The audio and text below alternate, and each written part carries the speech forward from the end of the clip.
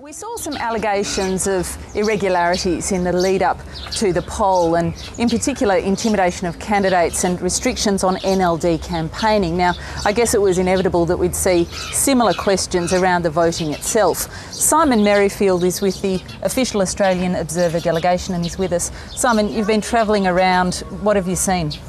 Today, Zoe, we've been down to the Delta, the Irrawaddy Delta, and around a number of polling stations in Rangoon itself.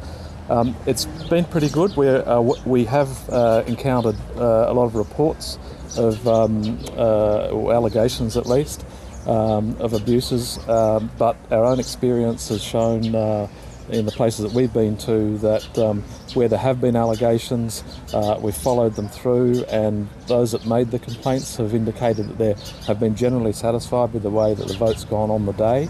Our observations of the polling places themselves, our conversations with officials and our conversations with representatives from both sides have also shown that the process has gone pretty smoothly. I guess no one expected a perfect process. We all know, that we're in the lower stages of reform here. What's your sense of the extent of the problems and just how seriously they should be taken?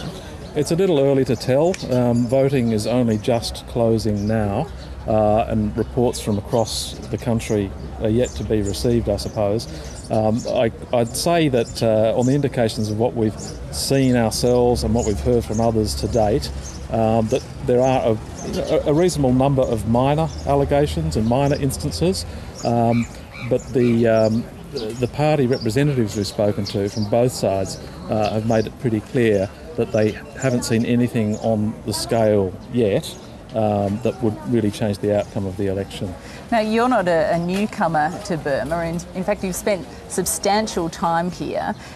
How does it seem to you compared to when you're living here? It's an extraordinary change, Zoe. I've been away for a little over a year. I was here when the 2010 elections took place. They were widely regarded as not free and not fair, and this process has been really quite impressive so far. I wouldn't want to pronounce it on it. I can't say that it's a perfect result, but it's significantly better than the process we saw in 2010, and indeed the way that Burma has opened up with a freer press and just a completely new way of running the country, new leadership. It's remarkable and very impressive. Thanks very much for your time. Thank you, Zoe. Simon Merrifield, who's from the official Australian Observer delegation, and there are early indications that the obvious seat has been won, and that is Aung San Suu Kyi's constituency, although results clearly aren't official yet. It could be a couple of weeks before we get the results for all of the outer seats.